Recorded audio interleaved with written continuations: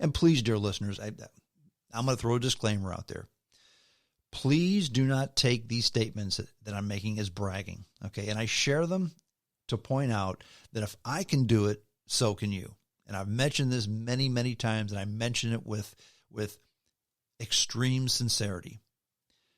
When it comes to smarts, I'm not a dummy, but I would say I'm a solid 5 on a scale of 1 to 10. There is nothing exceptional about me. But what is exceptional about me is I try and more and try and try and try and try and try and try. And when somebody asks me, hey, have you done this yet? My answer is very rarely no. However, what they'll often get is not yet, because I'm not finished trying. If you keep on trying, if you never give up until you succeed, then you always succeed. See how that works? Some may have less success than me. Many have had more success than me. The ones that have less does not necessarily mean that they're not as good at what they do as I am. And vice versa, those that have had more success does not necessarily mean that they're more successful than me because they're smarter than me. I mean, it may be, if you're the best hamburger flipper at McDonald's versus the best shortstop in the major leagues, guess which one's probably going to make the most money? Now, it doesn't make you bad or someone else good. It's just that what your talent is doesn't pay as much as what his talent is. Does that make sense? Does it kind of make sense? Okay. So some will have more success, some will have less success, but you need to have success. You need to be doing the best you can, living up to your potential, for lack of a better word. Okay. But the work process means just that. It's work. It's working very hard at being successful at what you do. That's important. Okay. Play is important. Now, most play for me involves physical activity, staying in shape, staying strong. I go to the gym 3 times a week, and on those gym days, I get up at 4:30 a.m. I get up at 4:30. I mix my pre-workout drink, stick it in the freezer, have a couple cups of coffee while reading the Wall Street Journal, leave for the gym a little bit after 5, and then come home, have my breakfast, shower, and go to work. 3 days a week I do that. 3 days a week. I also walk a lot. I try my best to walk 3 miles a day. And most days I accomplish it. Some of those days, I run some of those 3 miles.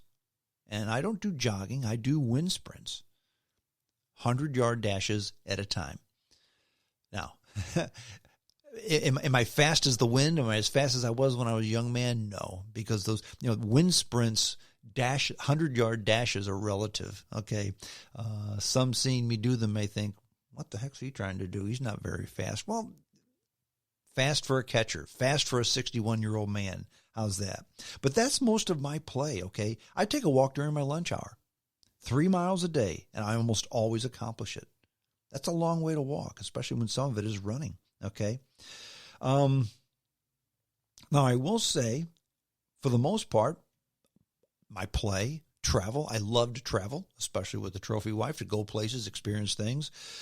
For the most part, that's out because of the pandemic. Can't travel. Can't go on vacation. It's difficult to have those adventures of a lifetime 3 times a week because you can't get on a plane and go someplace. It's a lot more difficult than it used to be. Okay. But the pandemic that hasn't allowed me to do that has had a silver lining to that dark cloud.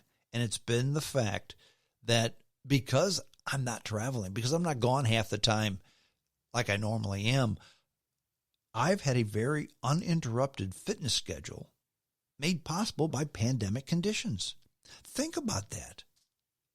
This is a very beneficial plan for me, and it's helped me to be stronger mentally, stronger physically, and it's set the foundation that's allowed for new horizons for the podcast, for the day job, and beyond. New hobbies that are currently play could turn into money-making work opportunities in the future. Dare I say that if the pandemic had never happened, I might still be in a lather, rinse, repeat rut. It could very well have happened. So while I'm not about to say I'm embracing this pandemic, I will say that there have been some benefits that I would have never realized had this pandemic never happened.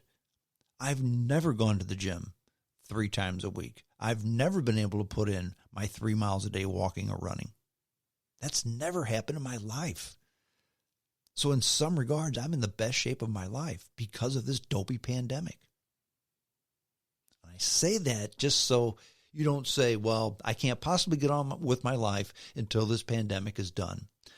It may be done by the end of the year or early spring.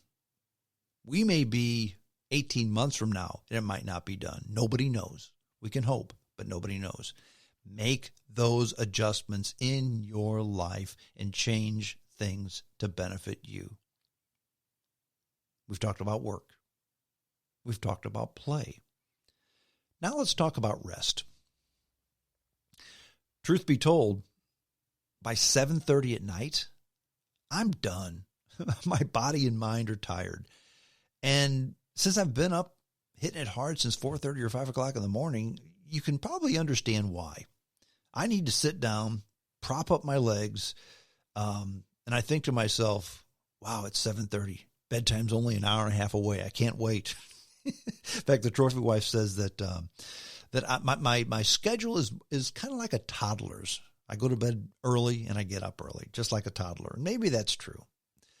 But rest time is important. It's important to do things during rest. And it's important to take time to rest. If you go right from work to sleep and eliminated the play and especially eliminated the rest, things aren't going to go well. Short term, you can do that, but not long term. So how do I rest? Sure, I'll watch a little bit of television. The trophy wife and I enjoy watching Jeopardy. It exercises the mind while we're resting the body. Maybe I'll watch a Cardinal game if it's on. And if it's interesting, I'll watch it for a little bit. Baseball is a good way to for me to unwind and relax. The strategy of the game, I always think I try to second guess the manager, et cetera, et cetera. In fact, in many respects, watching a baseball game that's not the Cardinals is more entertaining for me than watching the Cardinals because I'm less critical of the team and more wrapped up in the game itself, if that makes sense. I enjoy reading. Every winter, I read about a new topic or outstanding individual. This winter, Winston Churchill. And I'm reading a book. I actually started with the third in a trilogy of books, like a early life, midlife, and then Churchill's life starting with the start of World War II. I went ahead and jumped forward and started with book number 3. If it's interesting enough, I may go back and read 1 and 2. But Churchill's life, starting in World War II, was the most interesting to me, so I'm reading that. Now, this is one of those books that's 1,800 pages long. Okay, so it takes a long time to read. And like I said, it's one of 3 books. So that's 6,000 pages almost if I read the whole trilogy. And that's generally what I do. Okay, that's what I do is rest. Rest also for me comes at the start of the day. When I get up at 4:30, 5 o'clock, I get my coffee and I read the Wall Street Journal. Okay, I wake up and that's part of my rest too. My brain doesn't start like that when the alarm clock goes off. Actually, I don't get up to an alarm clock. I just have the internal alarm clock that I tell myself what time to get up and I get up. But that's another story for another day. But rest occurs in the morning, my wind up to the day. Okay. Another thing I enjoy doing, part of my rest, part of my recreation, and it's my Friday afternoon cocktail, my Friday evening cocktail, I guess I should say. I actually post these on Facebook quite often, and I've had people smile and then people frown about it. I think, well, what the heck are you doing posting your drinks? What are you, some kind of an alcoholic? No, I enjoy a cocktail, especially on a Friday evening. And I generally mix up something that's a little bit different. And little bit out of the ordinary, a little bit creative, something I can sip on and just enjoy other than just popping a Budweiser, okay? But that's part of my rest. That's part of my routine, okay? For the most part, I probably mentioned 90% of what I do as part of my rest routine. Now, pardon me while I get a drink of water. My throat's a little dry. The furnace is on, the humidity is down in the house, and sinus passages are dry. So, anyhow, what does all that mean? Well, what you haven't seen is me talking about watching a lot of mindless television shows, binge watching a whole year's worth of television, my social media arguments. I used to do both. Used to watch more television, and I used to be very active on social media. I still post. I comment some. I read a little, but not like I did before. Mainly because I don't have the time. Remember, go back to the start of the podcast. 16 hours a day is all you have, okay? That's why I've been absent from social media. I used to post a lot of stories, and those stories came into three categories. One of them, they had a firewall on them, so people could not read them. The other one was people looked at the headlines and then criticized me for posting a story that says this. And it was very obvious to me that they had never read the story, because what they were arguing against was never said in the story. So assumptions were made. In other words, and the third one was occasionally somebody would read it, but quite often if they read it and agreed with it, yeah, you get a Facebook like, but you don't get a constructive discussion. Even if somebody disagreed, they say, hey, I know the story said this and you kind of like that, but have you ever considered that? Almost never did I get that. Almost never. Bottom line is, I felt I was wasting my time. I put something out there that I thought that smart, intelligent people would actually enjoy reading, considering, learning from, and discussing. Friends, that almost never happens. Because social media has turned into, yeah, I read this, but F you. And as I've said many, many times, I do not suffer well the folly of fools. And those that would argue with me on social media, I just don't argue with them anymore, because it's a total waste of time. Those valuable 16 hours. I found myself one time going back and forth and back and forth and back and forth with a handful of knotheads. And I say they were knotheads not because they disagreed with what I said. I called them knotheads because they were not listening to a word of what I said. The sky is blue. No, it's not.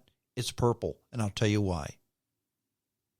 Okay, well, you can't say the sky is purple because it's not. It's blue. At nighttime, it's black. It's not purple. It's not green, unless a storm's coming in the Midwest. But I've stopped doing that, okay? I don't watch much television. I especially don't binge watch much television because, and I'll tell you this: most of the most popular television shows that are on today, and I'm probably showing my cards because I don't think they're called television shows anymore, because quite often people watch them on computers. Okay, I've never heard of the most popular television shows, and actually, many of the most popular shows are on networks that I've never heard of, not CBS, NBC, or CBS. Networks I've never heard of. Okay. Now, I'll watch a classic film on TCM sometimes. I'll watch an episode mainly when I'm on the road, and I'm not on the road anymore, but I'll watch one of those dopey Alaska wilderness shows. They're kind of interesting to me. I like the landscape and the wilderness and the isolation of the Alaska tundra. I enjoy that.